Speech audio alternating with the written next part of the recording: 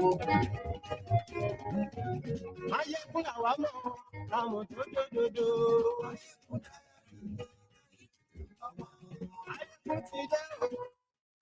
back. Thank you for joining me again.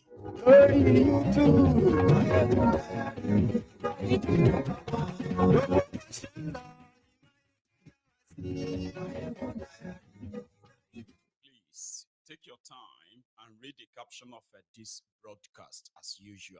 Okay, get yourself used to what we are going to be talking about tonight. Like the broadcast, share it, invite your friends, invite your not so friendly friends. Amayegun is back.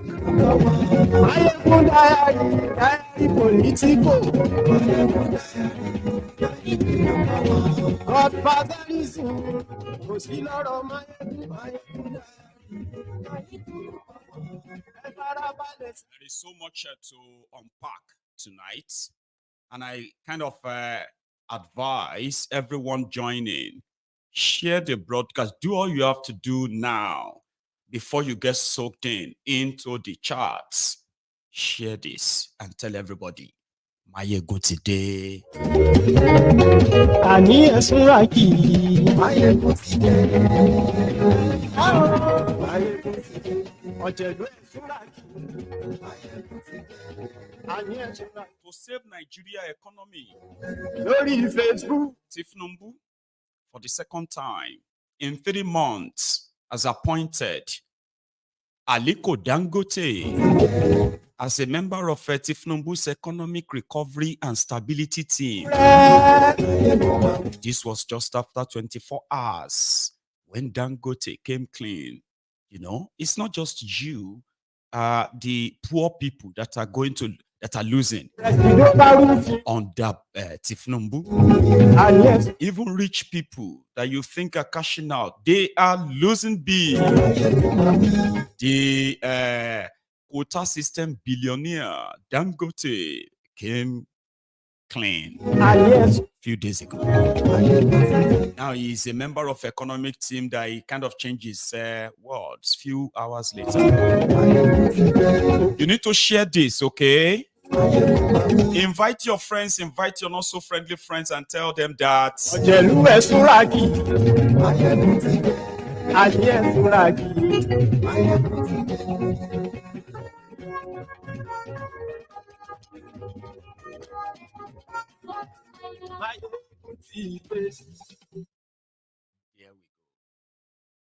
So good morning to you once again. Good afternoon to you, and good evening. Good evening to you from wherever you are joining me from. Tonight, it is Mayegun live. Away from Kenya, away from other stuffs out there. Let's stay inside that contraption and kind of unravel so many things that are unraveling from that place. Today, this afternoon, the Ondo people rioted. And it was because of this Fulani herdsmen, let's use that first, grazing on people's farm in these hard times. Grazing on people's farm, destroyed their farms, and they then kind of revolted to go after this Fulani terrorists. Anybody that takes food from your mouth, I'm talking about legitimate food now. I'm not talking about the spillover, the crumbs that some people are chasing from these rogues, career criminals. Your legit food. Whoever takes away your food is capable of killing you. It's pretty much like killing you. So I call them the Fulani terrorists. So they too kind of fought back, kind of like, then the Amotekuns were called. Amotekun, come over. The Fulani terrorists are going mental, and the people are not having it. So Amotekun responded. I don't know what happened. Amotekuns had to leave the scene brutalized. So the picture is not clear. There is a video from the pandemonium today from Ondo State. A bit of it.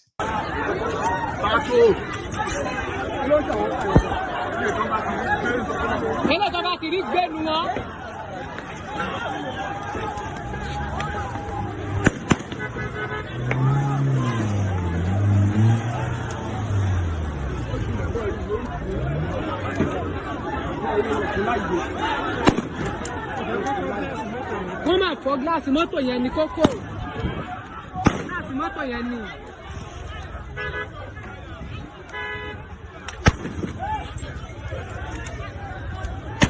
Ẹ kàn gbé ìsọta ni ẹ má yìnbọn sókè. Ẹ yìnbọn sí wọn, ẹ yìnbọn sókè. Àwọn òṣàánú yẹn yìí ṣàánú wọn. Wọn ò ṣàánú yín, ẹ̀yin náà ṣàánú wọn. Wọn ò ṣàánú wa báyìí. Wọn ò ṣàánú wa báyìí. Wọ́n ti lọ́mọ jẹ́ kókó fún wọn.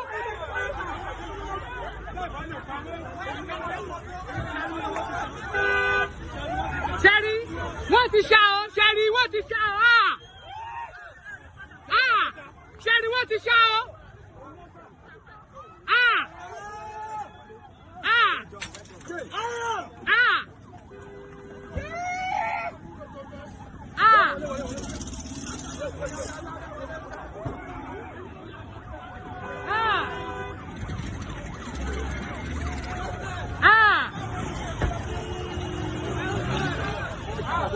Wàlẹ́ wo ṣá.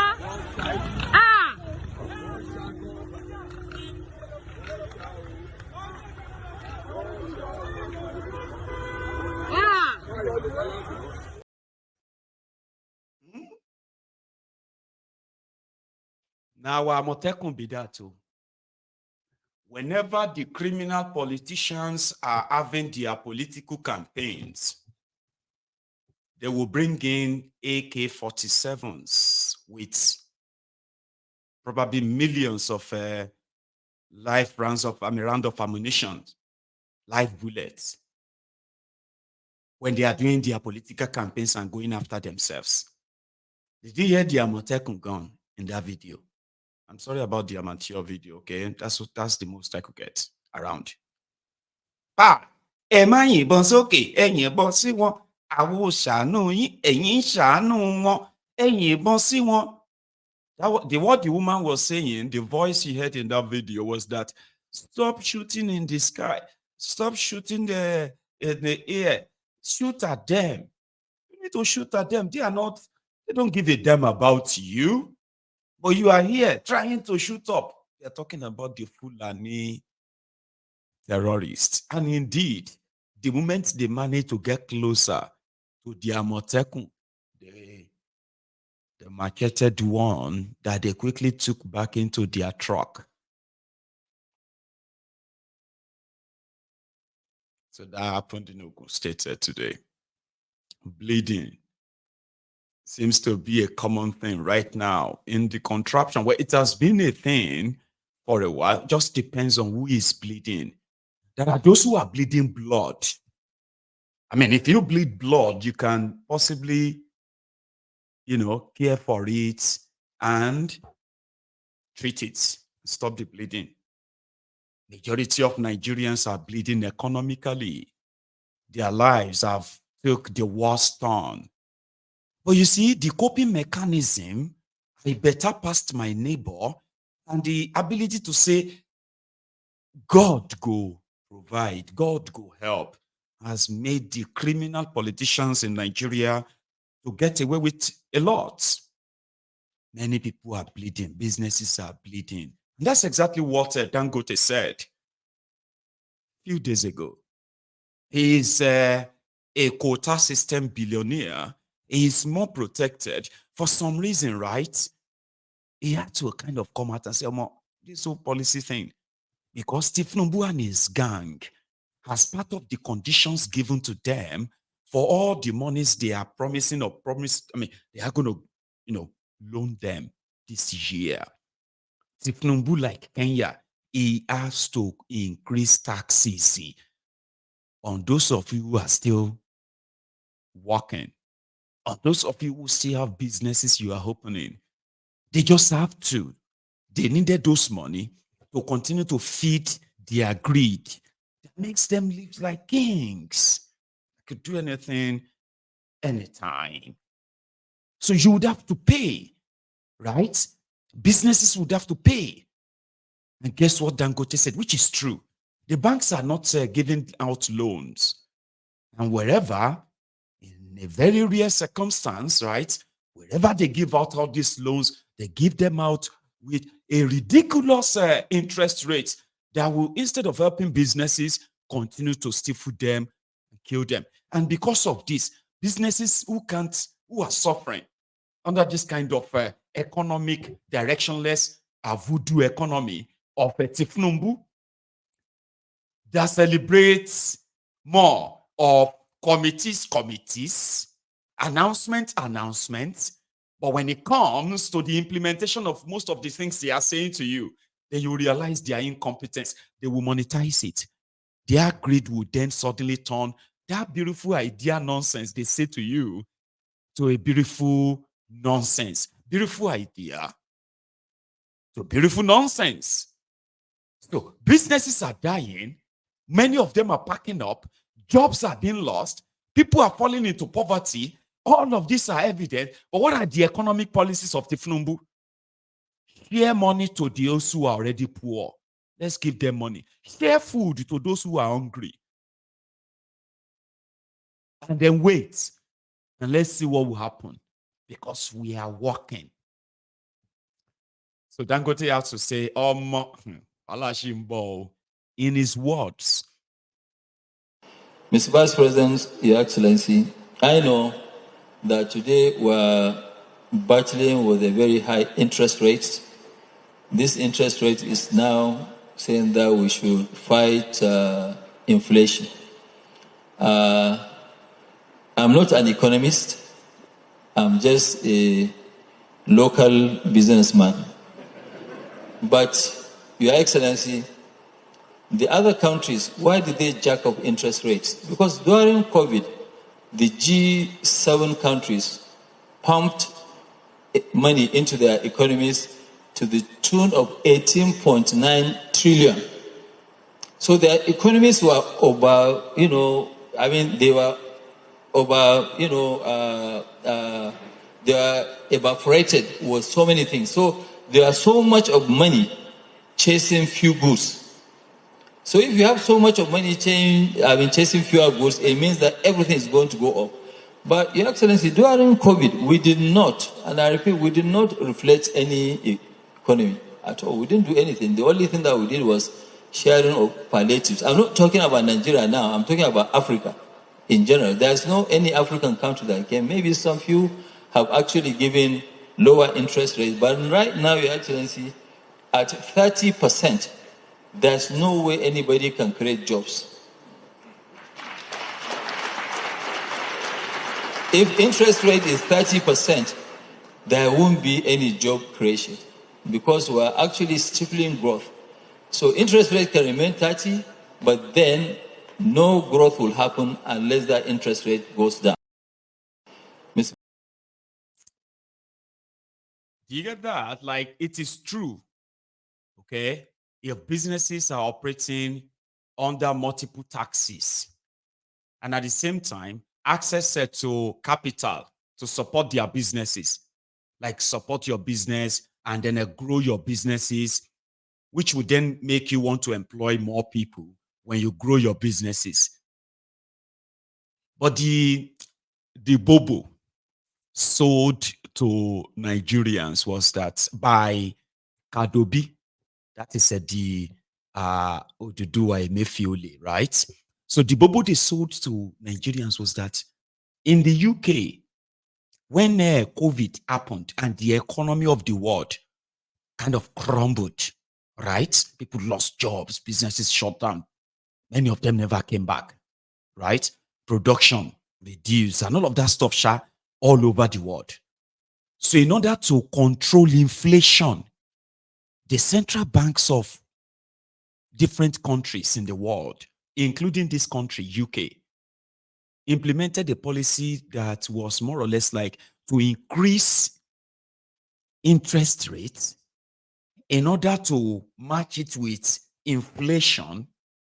So the moment inflation starts coming down and production goes up, inflation comes down, the interest rate will begin to come down too. And all of those things kind of produce during that high cost of production.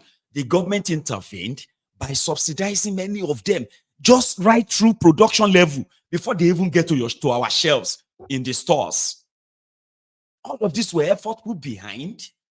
As they increase the interest rate, the government was providing subsidy for businesses in this country from not dying.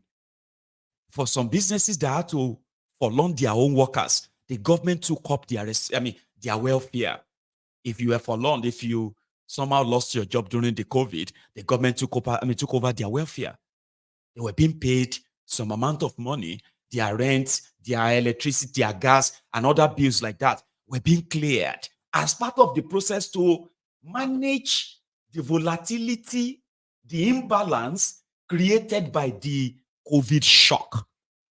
It is right. In Africa, even when they were donating money to them, these criminals were sharing the money. These criminals were buying properties abroad. At some point, they were sharing palliative food, expired food to their people. Why they were actually hoarding many of them in order to use this food as a bait during elections. It was that bad, though. Businesses died and all of that happened, except for those who were milking governments and making this free money, including Dangote. He was able to still manage to stay afloat, including his Dangote refinery. But internally, they were bleeding. They were bleeding, no be blood. They were bleeding them of their lives. And for those who could hold on, hang on. If you see them today, we tell you, easy. This country, to survive in this country. I say, really? And what are you doing about it? God go help us, Jare, Baba. I don't even understand. Anyway, there was no real investment in the economy. There was no nothing. It was just like, so Kadobi and gang now came and said, since the interest rate in Nigeria, hang on. Since the inflation in Nigeria has jumped in their own official figure to over 34%, food inflation over 40%, no country survives on that. But in reality, the real inflation is over 100%, over 200% in some cases. But even at that 40%, right, they have increased the interest rates, even under these criminals, 3 times. They have increased, for a country that depends on importation, these rogues, they have increased import duties this year alone 7 times. In a single year, they have increased import duties in Nigeria over 9 times. When I say increase, I'm not saying change in reduce up. No. All of these are impacting on the end users, the same people who have to deal with 40% food inflation. Boko Haram, Fulani terrorists, those ones wreaked havoc for 8 solid years. What did they get in return? Amnesty. Operation Safe Corridor for terrorists, where money are actually being budgeted to rehabilitate terrorists. It's like a pure, shit. So, but the explanation was that we had to increase it. We had to, so that everything will soon be coming down. They were telling people that in the UK, the inflation went as far as double digit, 11%. I don't even know if that's true, but it was high. Okay, the inflation was high. But the inflation in the UK right now is just 2%. It has come down. It's been 4 years after COVID. Economies all over the world have not fully recovered, no doubt.